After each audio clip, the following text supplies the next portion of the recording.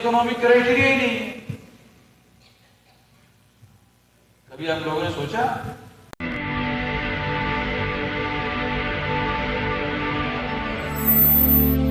तो आप लोगों को याद होगा, हमारे लोगों को बहुत सारी जानकारी याद नहीं रहती है। मंडल कमीशन में जो रिकमेंडेशन किया था, उस रिकमेंडेशन में ओबीसी के लिए इकोनॉमिक क्राइटेरिया भी लगाया था। याद करो, आप लोगों को याद होगा, हम लोगों को तमाम जानकारी देते रहे हैं, उस समय भी दिया था। तो आपको याद होगा, मंडल कमीशन ने जो रिकमेंडेशन किया था उसमें ओबीसी के लिए इकोनॉमिक क्राइटेरिया लगाया था। इकोनॉमिक क्राइटेरिया लगाने की वजह से, कसौटी लगाने की वजह से ओबीसी को सुप्रीम कोर्ट के द्वारा क्रीमिलेयर लगाने का अवसर हुआ। वो मंडल कमीशन ने जो रिकमेंडेशन किया था, उसके गलती की वजह से सुप्रीम कोर्ट में ब्राह्मणों को अवसर मिला। ये मंडल कमीशन के जो मंडल थे गुजरात के, वो तो यादव थे, ओबीसी थे। मंडल जो थे वो यादव जाति के थे। तो मंडल तो नॉर्थ इंडिया में शेड्यूल कास्ट के लोग भी टाइटल लिखते हैं, और बिहार में मंडल ओबीसी के लिए भी है। तो मंडल ही उस कमीशन के चेयरमैन थे, उनको इकोनॉमिक क्राइटेरिया नहीं लगाना चाहिए था। जाति व्यवस्था की वजह से ओबीसी के लोगों के साथ भेदभाव हुआ था, और इस वजह से उसी कसौटियों को अगर लगाते तो उसी के आधार पर उनको रिजर्वेशन मिलना चाहिए था। क्योंकि वर्णा सिस्टम में जो शूद्र वर्ण है ब्राह्मणों के द्वारा बनाया हुआ, वही लोग मंडल कमीशन में ओबीसी है। मैं कई जगह ऐसे कहा था कि ओबीसी के लोग शूद्र है, तो कई जगह ओबीसी के लोगों को जानकारी ना होने की वजह से ओबीसी के लोगों ने कहा कि आप गलत कह रहे हैं। तो मैंने उस समय ये कहा था कि आप लोगों को एक तो पढ़ते लिखते नहीं हो। तो ज्योतिराव फुले ने ये रिकॉर्डेड फैक्ट है कि ओबीसी के लिए शूद्र टर्मिनोलॉजी का यूज किया था।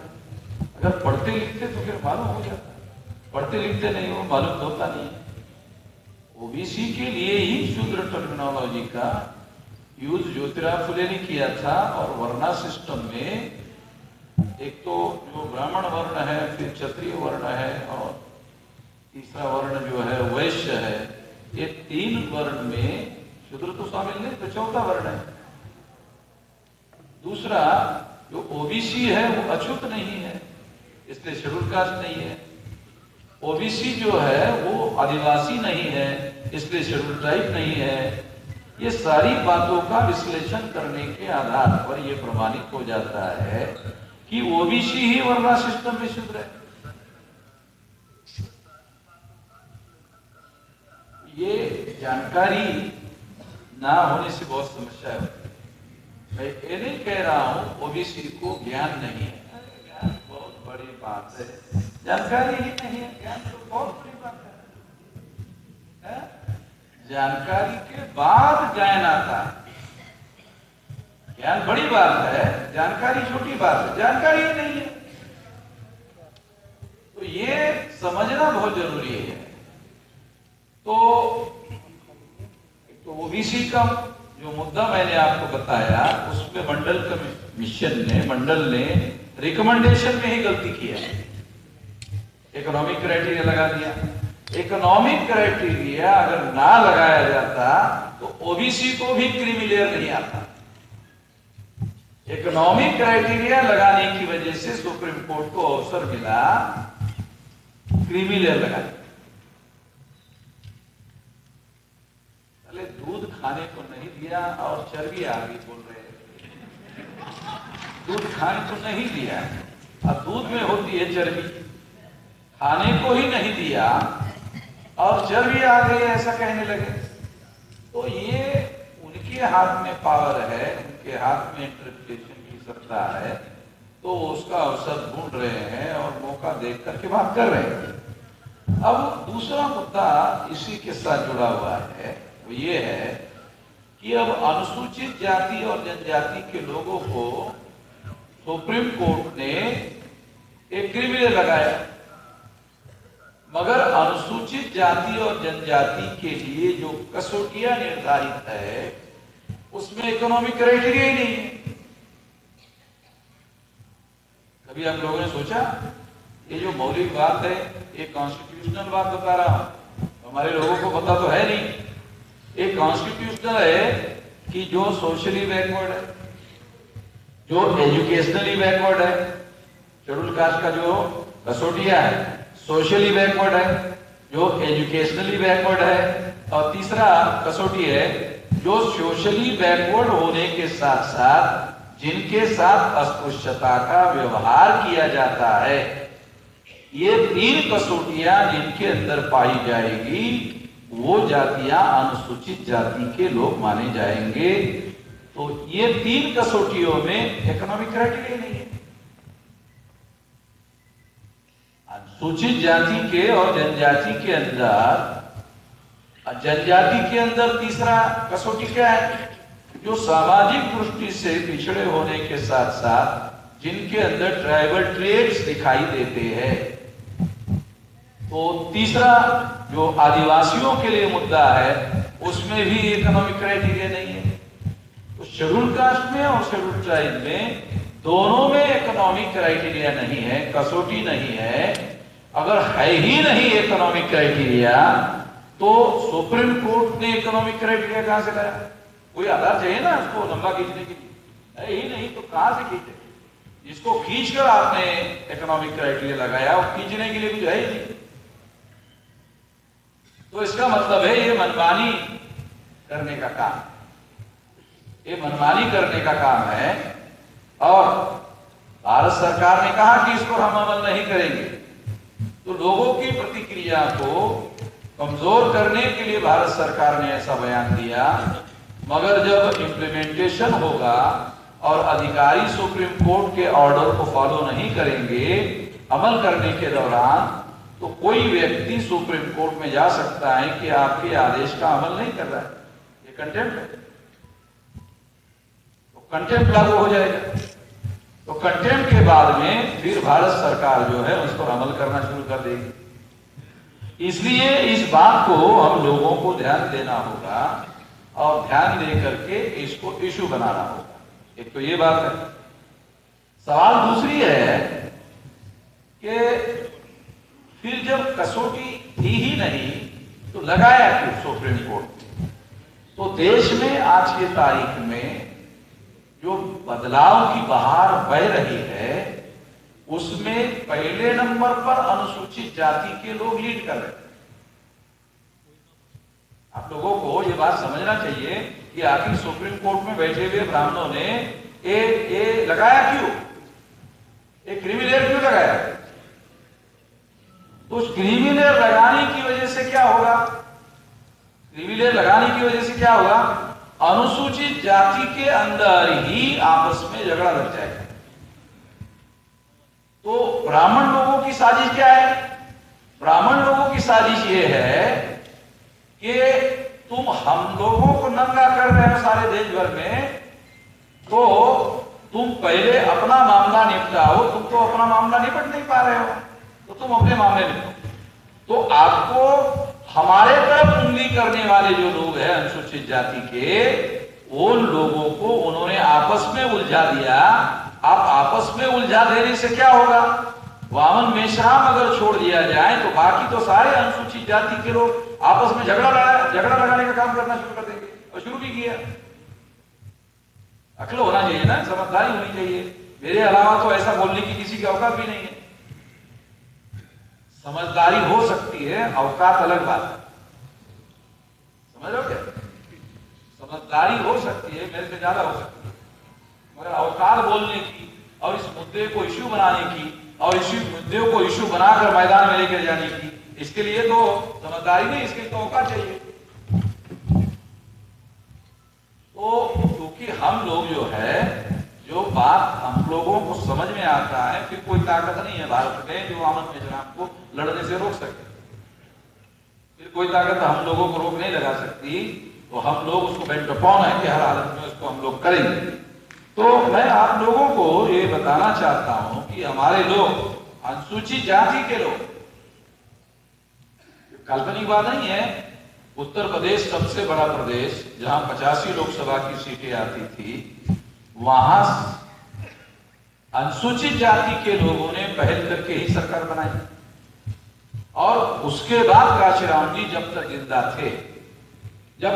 थे तो सारे मीडिया वाले जब तक जिंदा थे प्रधानमंत्री कौन बन सकता है उस लिस्ट में काशीराम जी का नाम रहता था, चाहे आखिरी नंबर पर क्यों न हो, मगर रहता था। जब पेपर वाले या पत्रकार लोग मीडिया में चर्चा करते थे तो ये लोग बन सकते हैं, उसमें काशीराम जी का भी एक नाम होता था, आखिरी तक होता था। तो इसका मतलब है काशीराम जी के पास तो प्राइम मिनिस्टरियल जो मटेरियल होता है, एक तो प्राइम मिनिस्टरियल मटेरियल का मतलब क्या है, प्राइम मिनिस्टर बनने के लायक योग्यता। तो जब काशीराम जी थे तो उससे कम योग्यता वाले मुख्य प्रधानमंत्री बनते थे। काशीराम जी अपोजिशन में रहते थे और प्रधानमंत्री कम योग्यता वाले रहते थे।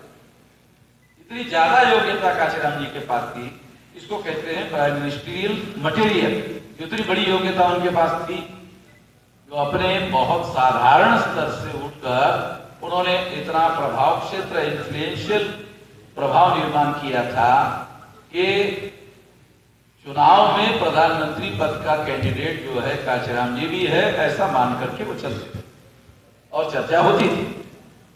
तो इसलिए ये बात जो है, इनको विभाजित करने की बातें शासक वर्ग ब्राह्मण के बीच में दिमाग में आना जरूरी है। आज भी सारे देश भर में जो परिवर्तन की लहर देश में चल रही है, उसमें अनुसूचित जाति के लोग पहले नंबर पर इस लड़ाई में आगे लड़ रहे हैं, दूसरे नंबर पर अनुसूचित जनजाति के लोग लड़ रहे हैं, ये दिखाई दे रहा है। ओबीसी के लोग पहले नंबर पर होना चाहिए था, मगर वो तीसरे नंबर पर है। ओबीसी के लोग को ये सुनते वक्त बड़ा अच्छा नहीं लगे, तो मैं अच्छा लगे बुरा लगे इसके थोड़ी बोल रहा हूं, जो सही है वो बोल रहा हूं। काम को अच्छा लगे तो जो बात कान को अच्छी लगे वो बात बोलने से परिवर्तन नहीं होता, वो खुश हो जाता है, खुश होकर चुप हो जाता है, पहले खुश होता है फिर चुप हो जाता है।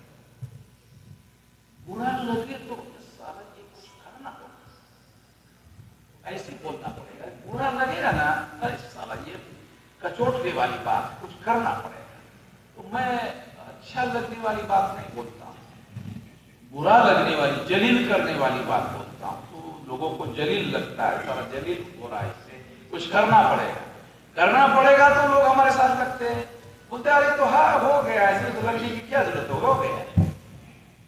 तो परिवर्तन के लिए अलग बोली बोली जाती है और स्टेटस को के लिए अलग बोली होती है, ये जानकर के हम लोगों को समझना बहुत ज्यादा जरूरी है।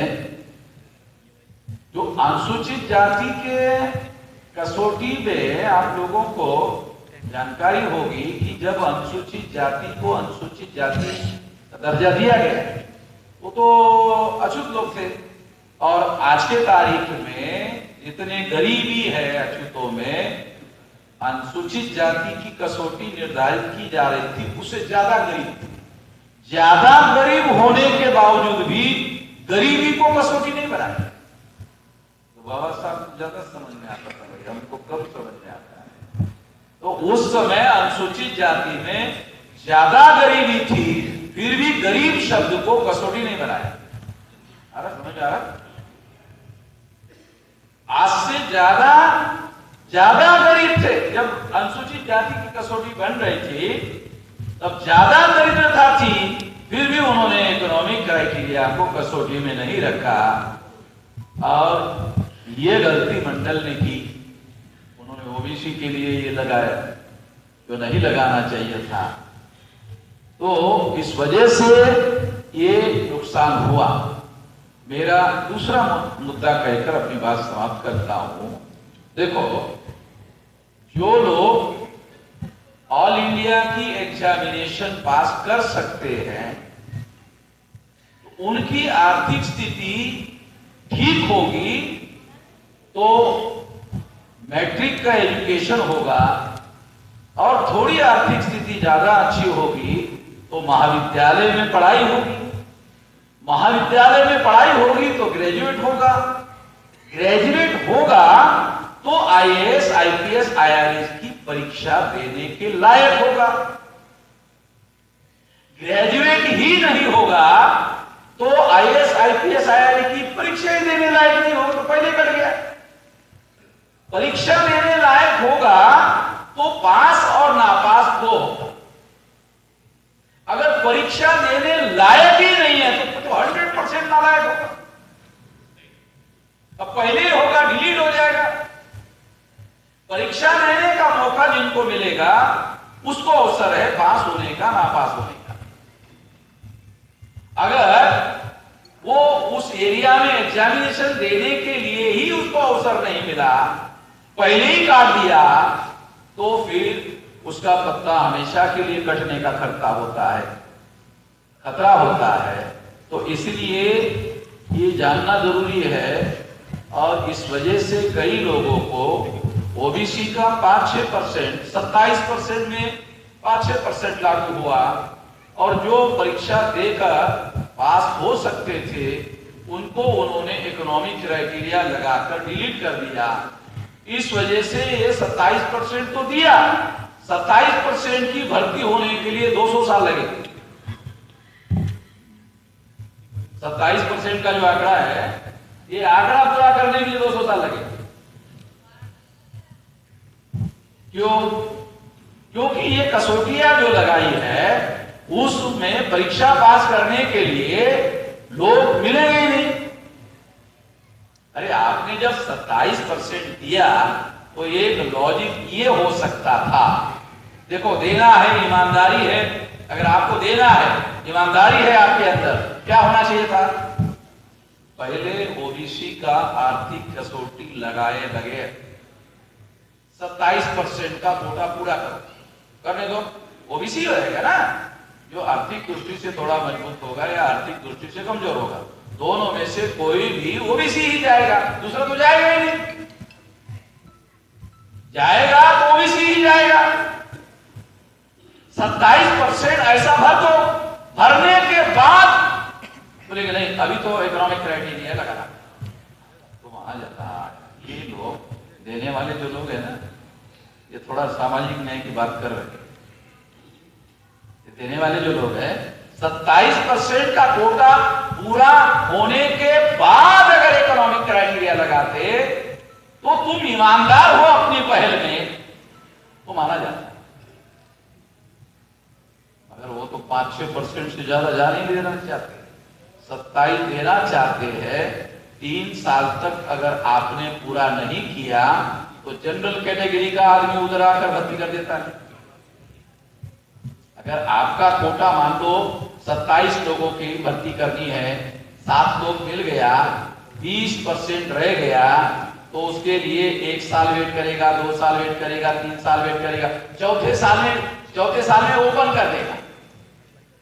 ओबीसी के लिए जो 27 रखा था, 7 मिला 20 बाकी है, तो उसके लिए 3 साल का समय देगा। 3 साल में अगर आते हो तो ठीक है, नहीं तो ये जनरल कर देंगे। जनरल करने के बाद क्या होगा? वो 27 जो दिया था वो भी 20 उसमें से ले लिया, जनरल वाले ने ही ले लिया। तो सारी हाराकिरी है, हेराफेरी है, सारा खेल है। देने के नाम पर 27 दे रहे हैं मगर व्यवहार में दे नहीं रहे, दे रहे 7%। तो अंतिमता क्या होता है? अंतिमता 75-80% वही उन्हीं का रहता है जिनकी संख्या 15% है। उनको 80% होता है, और 80% में भी ब्राह्मण लोग 75% ले लेता है, 4-5% जो है क्षत्रियों को दे देता है, और वैश्यों को कुछ दे देता है। और वैश्यों को कहते हैं ब्राह्मण लोग, अरे आपके पास ज्यादा पैसा न है व्यापार में, का ही इधर आ रहे, बिजनेस में रहो ना, हम आपको बोल रहे इधर रहो, धंधा करो, क्या फैसिलिटी चाहिए ले लो। वैसे हो गया, हाँ बराबर बोल रहा है पंडित जी, बराबर बोल रहा है, सारा धंधा करना चाहिए, इधर नौकरी करने का क्या मतलब है, मालिक बनना चाहिए। और इस तरह से वैश्यों को काटकर जो क्षत्रिय रहता है, वो अगर झगड़ा करता है, वो ब्राह्मण की हजारों सालों से ब्राह्मण से लड़ाई है क्षत्रियों की, तो अगर नहीं मानता है, चलो ठीक है 5-6% ले लो। वैसे भी क्षत्रिय जो मूल रूप नाग लोग है, जो क्षत्रिय वर्ण भारत में आज के तारीख में है, वो मूल रूप से नाग लोग है। और नाग जो है वो मूल निवासी लोग है और मूल लोग है, वो तो ब्राह्मणों के हजारों सालों से विरोध में है। अभी भी इसके सारे तथ्य अवेलेबल है, उपलब्ध है, ये कोई काल्पनिक बातें नहीं है। तो ये सारी बातें ध्यान में रखते हुए हम लोगों को काम करना चाहिए। और इसलिए मैं आप लोगों को ये कहना चाहता हूँ कि हमारे पास डाटा होना चाहिए, जानकारी होनी चाहिए, फैसला लेने के लिए, लॉजिक करने के लिए डाटा का उपयोग और प्रयोग करने का हुनर होना चाहिए। डाटा रहता है हमारे पास, एप्लीकेशन करने का हुनर नहीं रहता है, इसलिए डाटा ऐसे ऐसे बढ़ा देता है, उसका कोई उपयोग करने का हुनर नहीं है। डाटा होना ही पर्याप्त नहीं है, डाटा का एप्लीकेशन करने का हुनर होना चाहिए, तब जाके सही हम फैसला कर सकते हैं। इसके लिए ये जानकारी मैंने आपको दी, आपने ध्यान से सुना, इसके लिए धन्यवाद। अगर आपको लगता है कि हमारा काम बहुजन समाज के लिए महत्वपूर्ण है, तो आप हमें आर्थिक सहयोग के लिए सीन दिखाए गए QR कोड स्कैन और फोन पे और गूगल पे और UPI और बैंक अकाउंट में कर सकते हैं। फोन पे, गूगल पे 9250529129, UPI 9250529129@YBL। Bank account state bank of India AC 104299462008, IFSC code SBIN 00066563। आपका छोटा से छोटा सहयोग समाज और हमें और मजबूत करेगा, जिससे हमें बहुजन पत्रकारिता में और निष्पक्ष बनाने में मजबूत करेगा। जय भीम, जय भारत।